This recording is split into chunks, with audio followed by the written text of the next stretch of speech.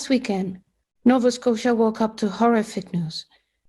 We know now the extent of the carnage, the magnitude of the loss. A monstrous act that took away family members, friends and neighbors, co-workers, Nova Scotians, good people. So many are gone, senselessly. A tragedy of this scale is so rare in our country that it is difficult to comprehend. We are shattered, but we are not broken. In the last week, I have seen heartache and tributes from all corners of this nation.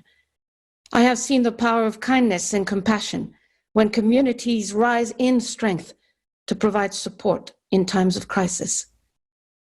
I have heard Nova Scotians and Canadians who refuse to be defined by what happened. This is not who we are. We will never accept such violence, and we won't stand by. Tonight, we face this adversity together, and we honor the memories of the victims. We are gathered online from a safe distance as we fight the other invisible enemy, but we are connected as a country, and we are grieving together. Au nom de tous les Canadiens, nos plus sincères condoléances aux familles et aux proches des victimes. On behalf of all Canadians, my sincere condolences to those who are suffering, to the families of the victims, to the RCMP who have lost a courageous colleague, and to everyone in Nova Scotia. My best wishes also to those who have been hurt or injured, and my heartfelt gratitude to those who responded bravely to the calls, as they do each and every day. Tonight, we feel an immense sadness. There is so much pain. But just as it will emerge from the darkness of the pandemic, a resilient Nova Scotia will emerge from this tragedy. Healing will take time, but you can count on everyone in this country to be with you step by step in solidarity until we reach that brighter day. Nous sommes de tout cœur avec vous, gens de la Nouvelle-Écosse. My deepest sympathy. The one name that Prime Minister Trudeau does not want the media to use is the name Gabriel Wortman, the evil killer of at least 22 people in Nova Scotia. And we understand why he doesn't want us to use that name. And of course, this did happen, and in the media, we have to cover it and record it. But the one name that we should never forget is Constable Heidi Stevenson. She was slain in this thing in cold blood by this monster. And she's a mom of two, a wonderful person from Nova Scotia, and the whole country grieves for her.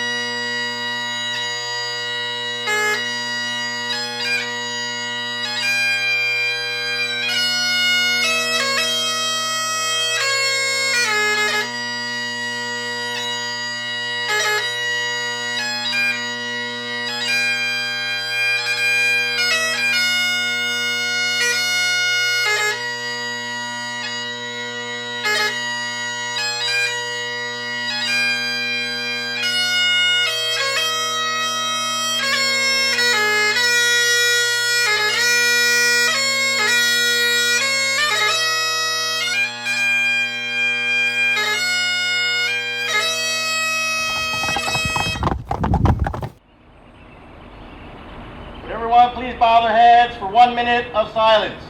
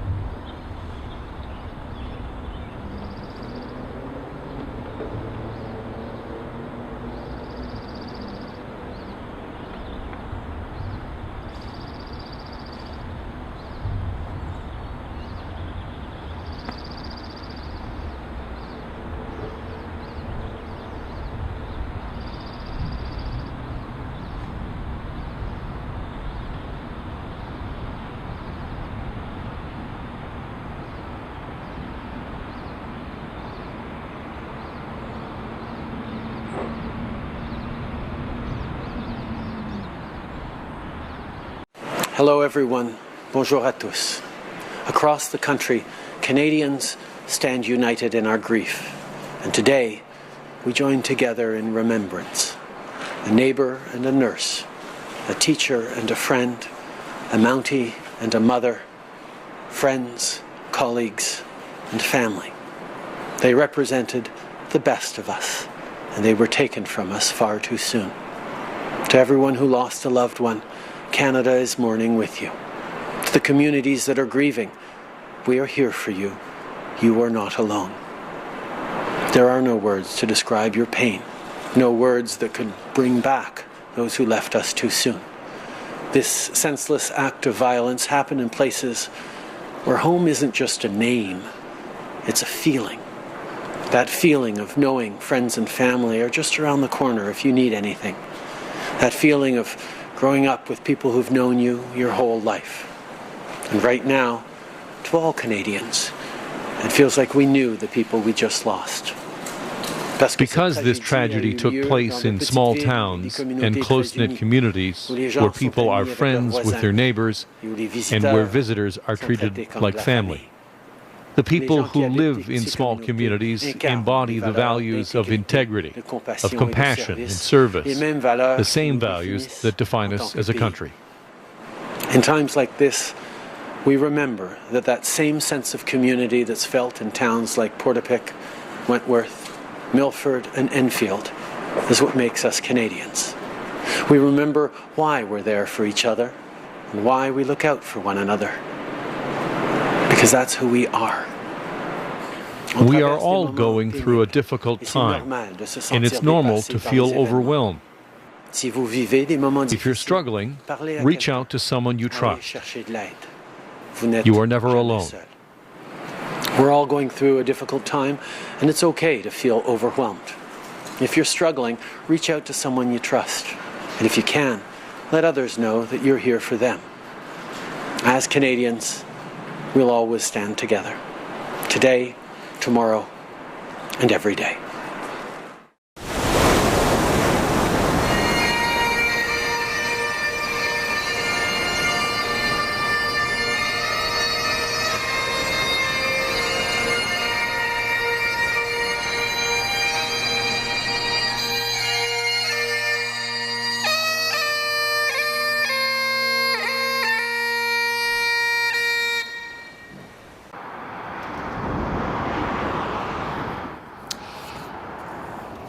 You see there the growing memorial for Constable Heidi Stevenson outside her RCMP detachment in Enfield, Nova Scotia. People stopped by all day yesterday to leave flowers, to sign the flag, to give thanks for her service and her sacrifice. The detachment sign out front, there you see it, end of watch. Constable Stevenson touched so many lives over the course of 23 years on the force, including the life of a young woman now, a little girl then, far across the Atlantic. What a story we have to share with you this morning. I want to introduce you to Mara. There you're going to see Mara in just a second. Mara Vinke, who's in Utrecht, Netherlands this morning. Mara, welcome to our program. We're just delighted to meet you today. Good morning. Thank you. Back in the year 2000, So 20 years ago in Apeldoorn, which is a Dutch city which means an awful lot to Canadians, as Canadians liberated that community. 75 years ago, in fact. We'll talk about that history, but we know about Apeldoorn. You were a little girl. And tell me about what happened at Apeldoorn in the year 2000 and how you met Constable Stevenson. Yeah, so I first of all have to thank my dad for that, because my father was so involved with all the commemorative events that he would take me everywhere.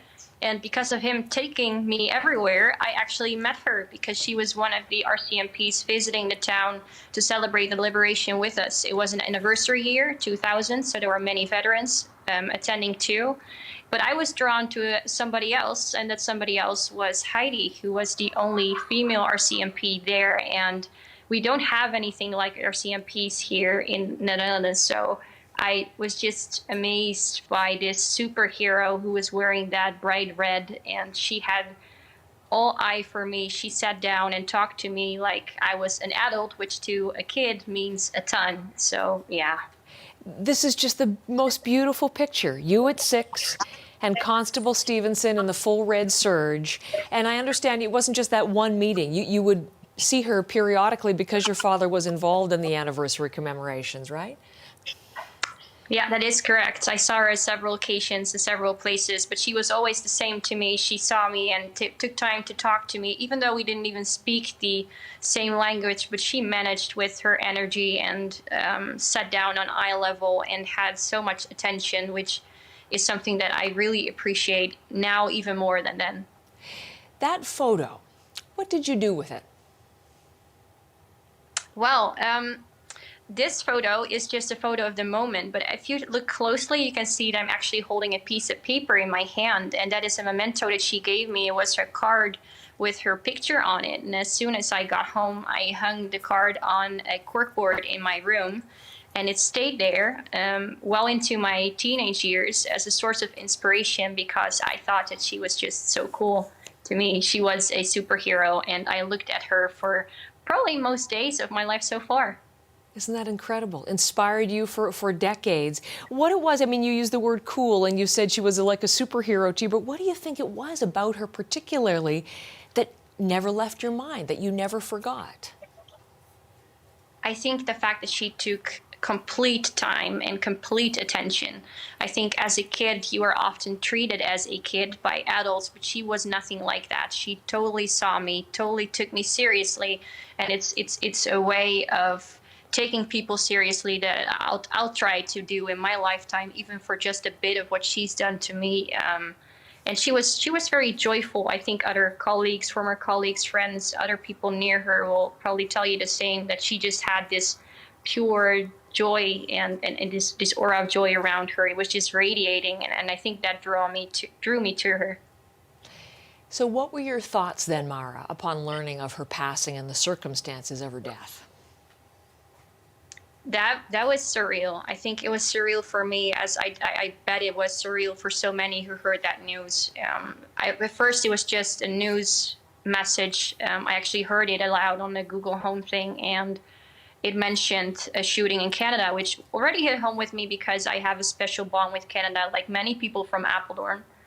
But I did not expect anybody to be involved that I knew. And then later I heard from her former colleague, Mark Kay, who is a family friend still, that she was actually there and that she was hit. And that's when it completely stopped being real for me for a little bit. And then I decided I should share what a light she's been to me with her family and her loved ones. We're so glad you did. What a beautiful tribute that you've paid from there. You know, I was thinking, as I was looking at the calendars, Mara, it was 75 years ago on April the 17th, so we're the 21st right now, 75 years ago plus 4 days, that the Canadian Army liberated Apeldoorn, and our countries have had this connection ever since. And then you have this extra special connection with a special Canadian. And we're so thankful that you told us about it today. Thank you very much, Mara. I appreciate meeting you. You're welcome.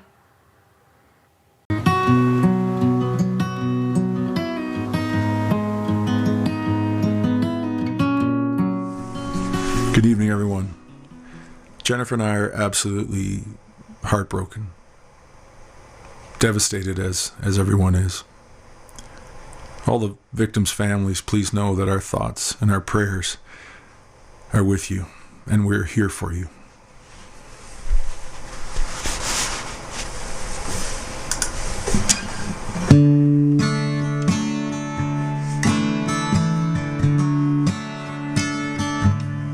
Sometimes the darkness can be brighter than sunshine, and the moon overshadows the sun. And the sadness you feel all around you can't be undone.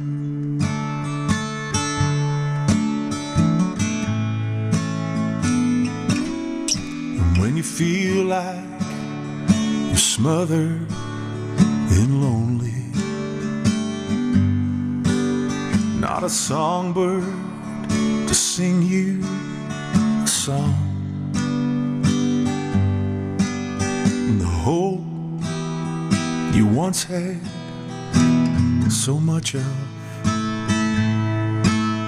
is gone.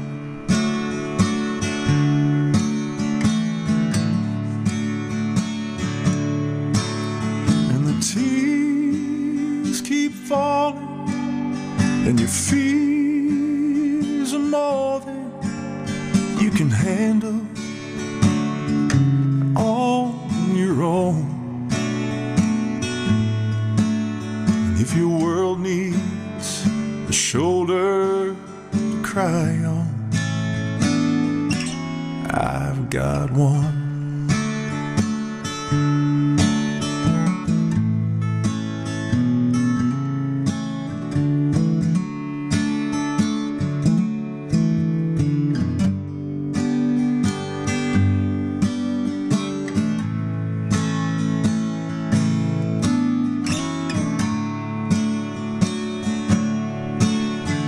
Tears keep falling, and your fears are more than you can handle on your own. When your world needs a shoulder to cry on, I've got one.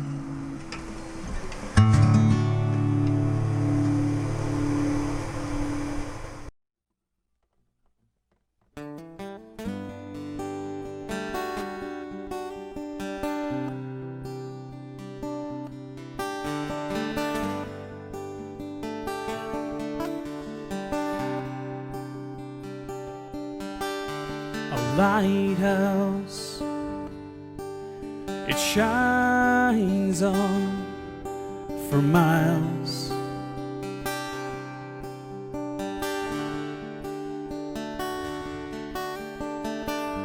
To guide your way through the waves and the winds.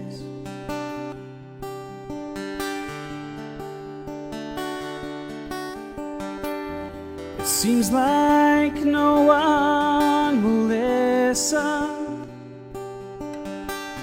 but are you prepared to be heard? Can I be your rock? Let me be your light, even through the endless nights.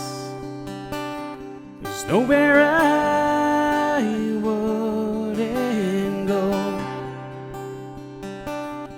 nothing I wouldn't do for you.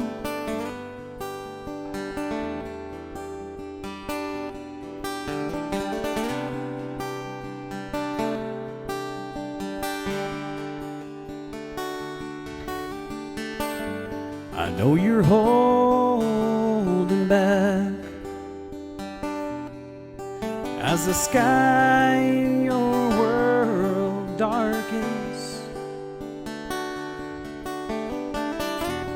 And as the tempest starts to form, and down along your horizon,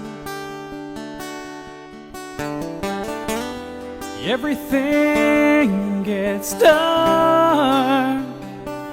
This ain't a storm you wanna be alone in. Let me be your rock. Can I be your light even through the endless nights? There's nowhere I wouldn't go, nothing I wouldn't do. Push on and stay strong, even though the nights are long. Can I be your rock? Let me be your light even through the endless nights. There's nowhere I wouldn't go, nothing I wouldn't do for you.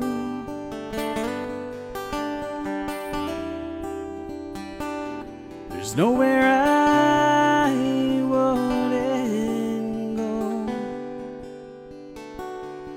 for you.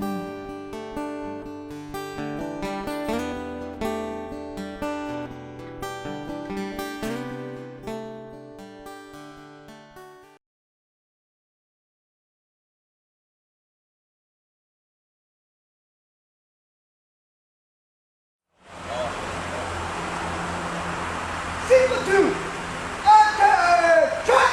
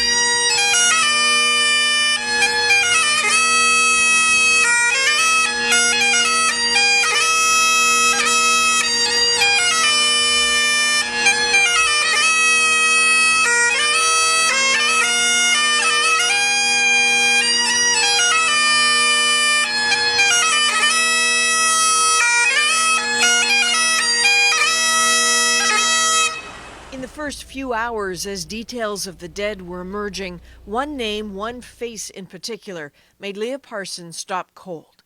Constable Heidi Stevenson. I'm thinking that that is the lady that showed up at my home that night. but I wasn't sure. So I had to kind of sit on it and think about it. I was kind of hoping it wasn't her because she's just a sweet, sweet soul. Hard to imagine Parsons is able to recall much kindness about April 4th, 2013, that terrible night her daughter tried to kill herself. When she called 911, it was Constable Stevenson who came to the house. She just had this compassionate, really soft, understanding face. And it's not even that she had to say anything. It was just that she was holding space for me. 3 days later, Rehtaeh was taken off life support. Constable Stevenson was there every night, listening to stories of how a 15-year-old girl had been raped and photos distributed widely, a torment that haunted.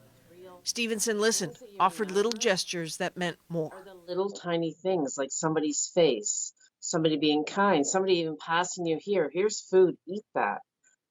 These are the things that actually really matter. Parsons wrote of these memories in a Facebook post with some hard truths, that Stevenson's kindness came at a time when she had zero faith in police.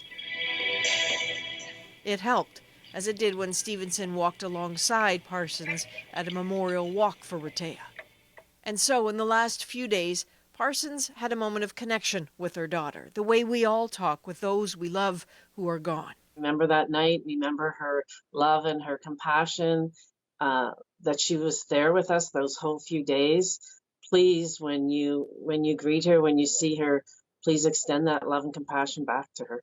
Connections matter now, which is why Leah Parsons has a few more words for Constable Stevenson's children if they are one day searching for stories about their mom. Your mom and all that she is to you does not go away, that she will remain inside of you and every fiber of you and everything that you do in your life, to remember that she is never far and it won't always be this, and it won't always feel this horrible.